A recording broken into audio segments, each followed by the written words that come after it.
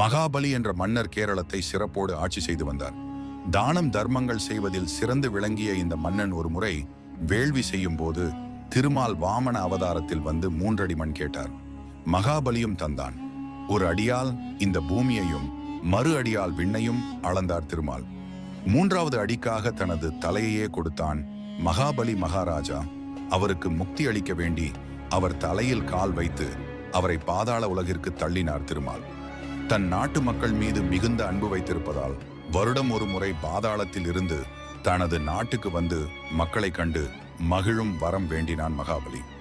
அதன்படி ஒவ்வொரு திருவோணத் திருநாள் அன்று மகாபலி பாதாள உலகில் இருந்து பூலோகத்திற்கு வருவதோடு தங்களது வீடுகளுக்கும் வந்து செல்வதாக கேரள மக்கள் நம்புகிறார்கள். இதனை நினைவு கூர்ந்து மகாபலியை மீண்டும் வரவேற்கும் வகையில் ஓணம் பண்டிகை ஆண்டுதோறும் கொண்டாடப்படுகிறது.